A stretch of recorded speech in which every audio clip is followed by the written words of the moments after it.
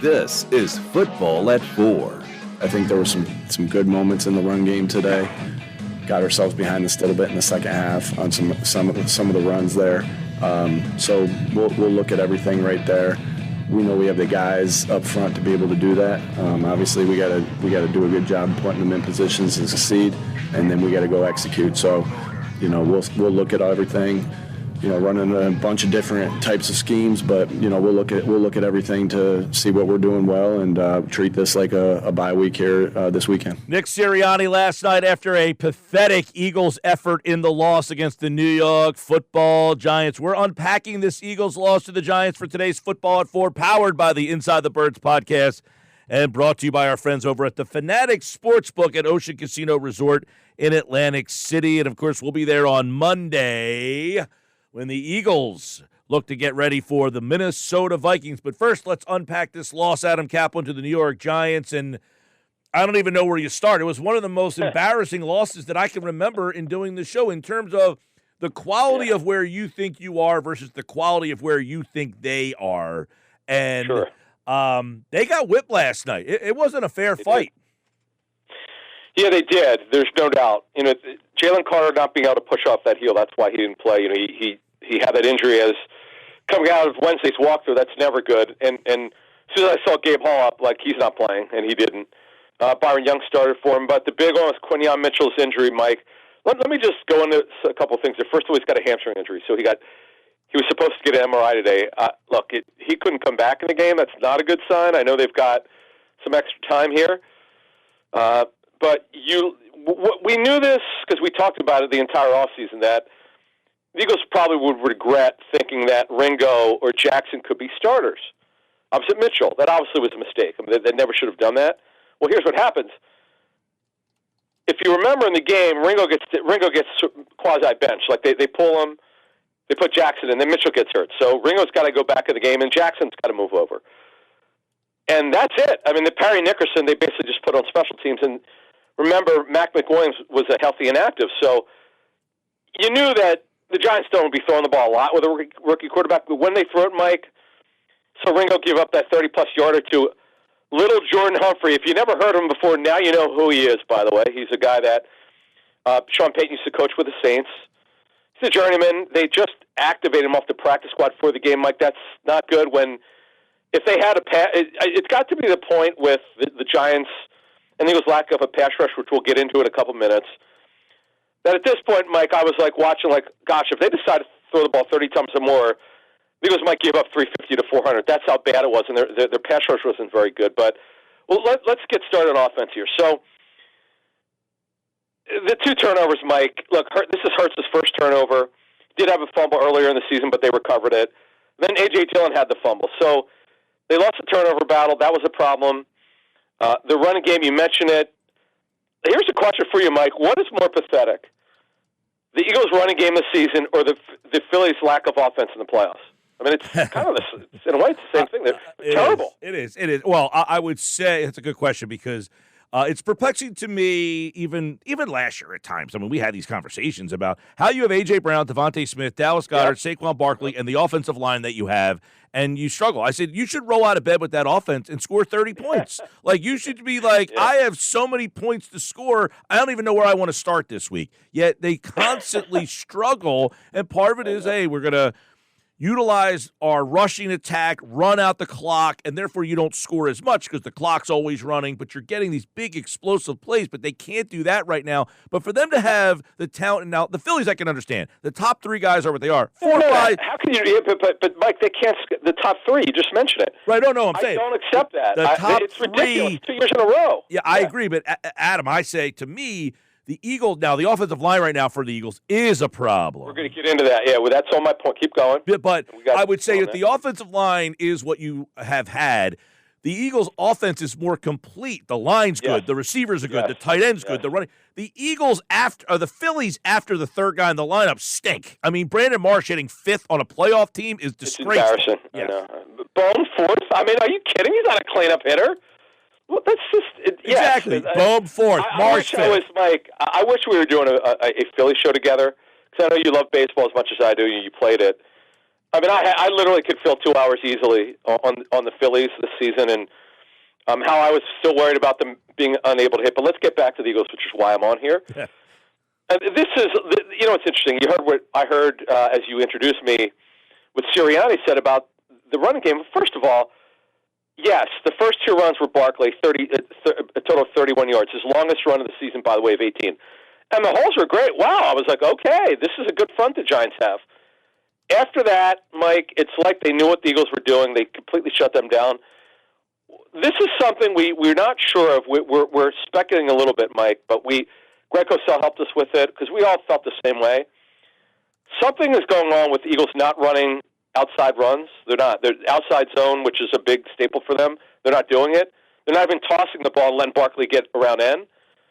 Our thought process, and this is what you were talking about earlier with the running game and what the problem is, and I know you're kind of alluding to it not being the same. Well, Mike, we've talked for I don't know how many weeks that Juergens clearly is not himself coming off the back surgery. He kind of confirmed it going on the record after the Denver game. And then you've got Dickerson, who's unable to play, who's dealing with, Mike, so many different surgeries, and he doesn't look right, Mike, physically. So the interior offensive line, you've got a first-time, full-time starter in Tyler Steen, right? It's been okay, not great. Lane Johnson is going to go to the Hall of Fame. He's a great football player. Now, just talking to people who've graded tape for us, he doesn't look quite the same. Not bad, he's still good, but he's not elite right now in the way that the tape would show you. It's not what numbers would tell you. It's more of a tape study information. And Jordan Mailata is having some. Occasionally, he'll have plays that are not quite Jordan Mailata-like, like that we expect. So, Mike, if you add this up, when did we talk about any of this stuff last season? How about not? Not one problem that we had with the offensive line last season. The offensive line, right. It was pretty crazy to say for pretty much other than the 4 weeks Mailata missed, you were healthy from left to right the whole way through. That just doesn't happen, and now you're having that. So the offense, some of the things that you unpack is the offense turned the ball over last night, too. So you had an interception, then you had the Dillon fumble late, which, that thing was just, by that point, you were at it was over. Yeah. But he had fumbled on the kickoff, too. Mike, this kickoff thing, and that's on my notes here about special teams, they make the trade for Tank Bigsby, give up 2 late-round picks. They basically pulled him off of it because he couldn't hold on to the football. So they've got problems, Mike.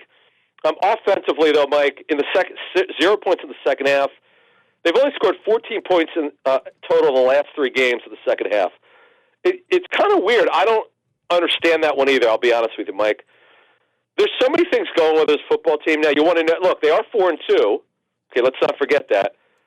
But there are issues with this football team that there's so many problems right now. I like what Nick said. They're going to treat this like a normal bye week. What did he mean? The coaches will self-scout. I'll be interested. I don't know if Nick will talk about it. Typically, talking to coaches over the years, that when you play a Thursday game, you give the coaches Friday and Saturday off. They come in Sunday and grade the tape. After getting shellacked like that, I would, if I'm Nick, I want everyone in today. I'm not giving this guys the weekend off. Hell with that. I don't care. Mm-hmm. Like they were not prepared, Mike, for that game. Coaches or players. And it starts with the coaches. That was an embarrassing effort. I love the way you actually said that, and I agree with you. It was absolutely embarrassing. Totally. I mean, they got taken to the woodshed by the New York Football Giants, who, listen, their offensive line, not great, right? It's not like, and they got beat up on the offense. They got beat up by the Giants' offensive line and their defensive line. I couldn't believe it, Mike. I'm so glad you set it up like that. I was wrong. Well, I wasn't wrong in theory, but it wound up not happening. I thought for sure. I know the Eagles' defensive line or defensive front has been inconsistent, but knowing what I know about the right side of the Giants' offensive line, Jermaine Illuminor, I met Jermaine a couple years ago at the Super Bowl. He's from the area. He's a really good dude. We like talking to him, but let's face it, he's a journeyman tackle from formerly the Raiders and Patriots. He's sort of seen as a guard right tackle. Well, he played real well. Greg Van Roten from the University of Pennsylvania. I cannot believe this guy's still in the league. He was an undrafted free agent, Mike, in 2012, Mike. 2012 for the Packers. He's been with, I think, 7 or 8 teams. He played really well. How the heck? The Eagles, they got blown off the ball. I haven't seen the tape yet, or I haven't talked to anyone. But someone I really respect from another team who actually watched the game, he's out scouting. He actually watched the game from his room. He didn't have access to the All-22 because it's not available. He said Philly's D-line got manhandled. And I'm like, how do you know that? He goes, trust me. I know what I'm looking at. I'm like, okay. So think about that, Mike. When does this ever happen? It's hard to believe. Especially against a team like the Giants, whose offensive line is a mega problem for them. Like, that's one of the reasons why the Giants struggle so much. It's like, they can't do anything because the line is so bad. And for them to do what they did to that defense last night, the defensive front last night, that's something I want to get into in just a moment. But I want to kind of get back to this offense because Hurts, non-factor in the run game, throws the interception. What's going on with him right there in the run game and then missing guys? I mean, people keep blaming Kevin Patullo, but there's some plays out there, man. I know. Look, he's calling the plays. He's part of the issue. And Lane Johnson, that comment about that's too predictable. Lane did not really explain what that meant. I mean, but that's not what you want from your veteran player like Lane, but he did go on the record after the game to say that. I hope the media asks him next time they get him exactly to define what that meant. But Hurts, look, first half, big yardage. That was a great thing to see. But you touched on it earlier, Mike. They've got to get the run game going, and he's a complete non-factor in the run game. I'm stunned by this. Now, Greg Cosell told us that the Broncos, based on his tape study, completely had them figured out coming into the game because teams, they're running the same concepts, even with the hurry-up or RPOs. They know exactly what to do to it. And that's the thing. The Eagles are running the same scheme now for 5 years with little tweaks. Like Kellen Moore tweaked some stuff last year. Still the same scheme, I'm told. Teams know what they're getting here, Mike. It's predictable. They're running the same scheme. But yet, why is it that they have these good halves? So it's not like it's all bad. They had two drives, a 7-play 75-yard drive and an 8-play 74-yard drive. It looked like they were finally getting into something here. But as a lot of these guys are saying after the second half, these defenses are changing their looks on you, and the Eagles cannot adapt to it for whatever reason. Yeah, they got shut out. Right. So that's really good coaching by the defense. You saw Todd Bowles do it because Hurts. It's really odd. Hurts is phenomenal against the blitz this year. It's like last year, like 2013 he was terrible. Last year he improved, but now it's like he's getting it out quickly. Now, that does, by the way, just so you know, we haven't talked about this enough. We'll move to defense in a second. When you get rid of the ball quickly, sometimes too quickly, you're taking off yards after the catch. That's part of why, not last night because he had a good yardage game, but when you're looking to get rid of the ball so quickly, you're not going to have big plays downfield. Yeah, you are getting it. You're not taking a sack, and you're helping your completion percentage. So this whole thing, Mike, let's move on from here, but it's a major work in progress. I'll tell you what, we'll talk more about this on Friday when we preview the game against the Vikings in Minneapolis. It could be Carson Wentz, by the way. If they look flat again, Mike, then I'm going to be all in saying this is 2023 again. I don't have that vibe like other people do. I know I'm sort of like on the minority right now. I get it, but I'm not saying it's not trending that way for me, but right now I'm not totally there where everyone else seems to be. All right, let's go to the defense because they got taken to the woodshed as well. Poor tackling. The offensive line just absolutely destroyed you. And I'll tell you what, by the second half of that game, Adam, they were taking joy in lowering the shoulder and running you over. I couldn't believe it, Mike. I saw Scatabo. Talk about a guy who was talking smack. I don't know if you saw the video after the game with the Amazon group. The guys after the game. Yep. They were now. Don't forget they play in Philly 2 weeks from now. We'll see where the Eagles are at mentally for that game. But yes, I could not believe how physical they were against this front. I know Jalen Carter didn't play. I get that. You need to mention that. Byron Young is an okay backup. Okay. Remember, by the way, when the Eagles traded Thomas Booker, I kind of hinted he might be starting. Thomas Booker starts for the Raiders. Hey, listen, okay? my buddy Q Myers, who covers the Raiders out there, he texted me immediately, what are we getting in Booker? I said, I don't know why they didn't use him more. Every time he got on the field here, he seemed to be in the backfield making a play.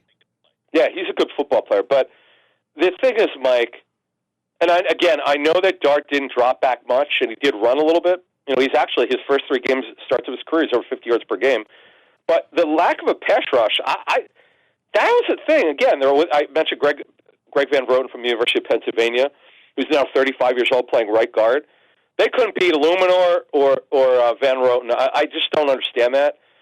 Fangio's got to figure it out. On Vic, as much as we praised him from day one, I don't quite understand what that defensive game plan was last night. Now, obviously, you lose Mitchell. You don't have you don't have Carter, you're going to have to adjust on the fly. But they were bad early in the game, Mike. This was not like, oh, well, these guys aren't in the game, and particularly Mitchell. And then they started off really well against the Eagles. The Eagles got down early, as you know, big. Yep. Now, I'll give the Eagles credit for fighting back, actually taking the lead briefly.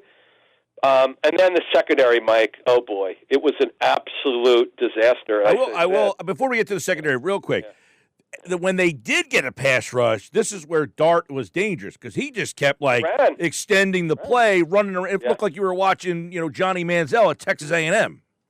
Well, it's funny because Fangio said he compared him to Baker Mayfield. He said, look, the guy could run, and he said that about Nix, but he said the same thing as like the other two guys we faced. So, yeah, he could run, and today's quarterbacks are no longer just drop back passers. A lot of them are athletic and could run. Mm-hmm. I just the touchdown run that he had. I mean, talk about the Red Sea parting. I mean, that I don't know what happened there, Mike, but they have a lot. They've got a lot of corrections. It's kind of like the dam broke on both sides of the football. Yep. And now you got defensive injuries, so they got a lot to clean up here. Let me. You were going into the secondary. Ringo, I mean, he lets the guy catch a pass in front of him. The guy goes down. Ringo never touched him. It's almost like he just gave. They picked on Ringo all night. I mean, he did. He had a rough night. Then Mitchell goes out, and it just went downhill from there. Yeah, look, I'm not saying it's going to happen by next week, but it didn't stop the Browns and Jaguars. The trade deadline's not till the first Tuesday in November. Jaguars and Browns swapped cornerbacks. A very odd trade. I don't know what is a major trade, but it's very fascinating, though. To be honest with you, it would not surprise me with the next week how he's got a corner in here. He's got to do something. I know it's hard to trade for corners. Who's going to get starting corner? Typically look to the bad teams. But, man, Mike, let me tell you something.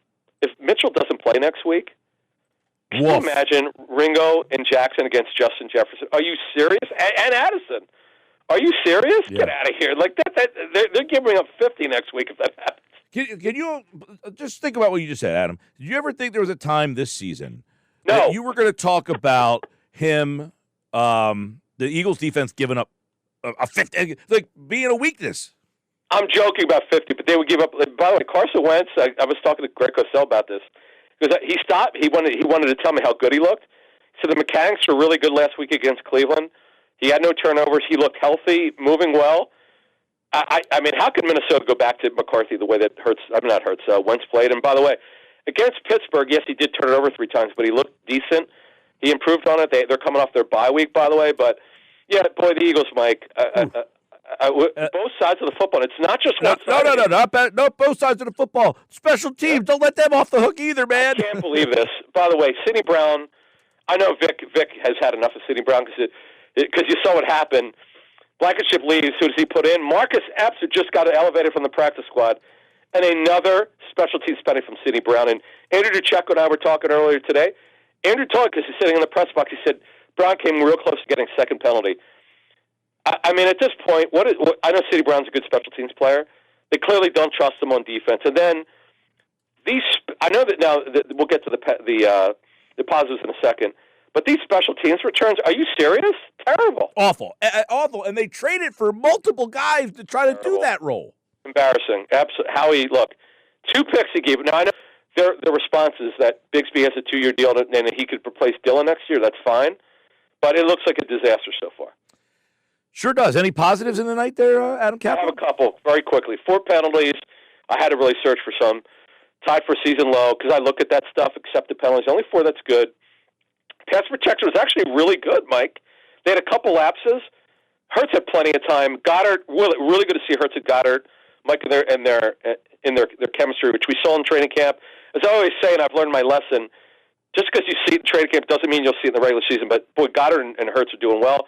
And, by the way, Braden Mann and Jake Elliott, at least those guys they're the best part of the football team right now. Braden Mann, he's gonna. That's not good. Braden Mann's leg's gonna fall off. Oh my God, Mike.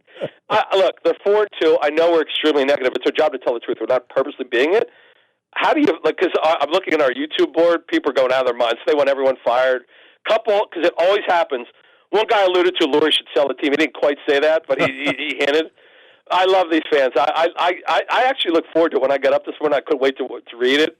Because Jeff and I, we dropped our show, I don't know, 6:30. We actually taped it this morning, by the way. Yeah. And people were waiting for us to post it. They were killing everyone. It's actually good theater, folks. If you want to get a good laugh, hey, listen. Feel free to chime in. My favorite part of the text board is I'm watching the Phillies game last night, and people are texting in while we're not even on the air. Ripping this, doing that. This guy's terrible. Fire Thompson. It's just it's why we love what we do some days, right? These are the days. I do. Real quick, what is your thoughts on Topper? Stay or go? I think they got to replace him, not because I think that he's the problem. I just don't. It's like Brett Brown. You just can't keep bringing him back again. It's over. Like, they've tried 4 times. It hasn't worked. And here's the problem, as I see it. I don't know how they're going to, like everyone says, you got to change this team. I don't know how they're going to, you got to get really creative to change this team up. So you can't bring back the manager and Harper and Turner and Marsh and Real Muto and Schwarber. You know what I mean? Like, something has to change. So he basically has to be the sacrificial lamb, in my opinion. Mike, they have to have a brand new outfield, and that'll happen. They know this. And I cannot believe that Dombrowski thought that the Marsh and Rojas center field was going to work. Like, my 95-year-old mom knew that wouldn't work. Really dumb. I just don't understand. And I don't understand. You never gave the kid Crawford a shot. Like, okay, this kid is having one of the 3 best statistical minor league seasons in like the last 10 years, and you never said, you know what? Let's see if this guy can be better than Rojas. Like, you give Rojas a shot. By the way, you know what I saw today that made me really open my eyes about Rojas? He's only 25 years old. That means in 2022, when he was up here on that, he was 22 years old playing for you in the World Series. Why was it okay for Rojas, which was a nothing burger prospect for you, but the Crawford kid doesn't get a shot? That whole thing, I'll never understand it. I'm with you, Mike. This is, I wish we were doing a couple hours, at least having a beer and talking about this, because I was, it's the one time in my career or life I get to be a fan. I was so mad the last 2 days, and I hated that Topper didn't let Nola keep pitching, but 2 nights ago. But anyway, that's all mapped out beforehand. I know it was, but I had not seen Nola throw 95, Mike. That was incredible. I had trouble sleeping. That's how much I was pissed off. But I'll be honest with you, I get to be a fan sometimes. Yeah. Cool. Hey, listen, it's that's the one thing that really has saddens me about baseball is the feel is gone. It is all by the book. There's a lefty up the bat, you got to put a lefty in. There's a righty up the bat. Like I said, in what universe does anybody walk Alec Boehm? But he's right-handed. I couldn't believe it. Well, he's right-handed. The pitcher was left-handed. I know. And they didn't play. They put my man Tanner Banks in. I thought Topper missed on that. But we'll talk on Tuesday, Mike, I'm sure. All right, man. Enjoy it. Thanks. See you. There's football at 4. A little baseball mixed in. See, even the football guys watching that Phillies game last night, Adam Caplan, Football at 4, powered by the Inside the Birds podcast.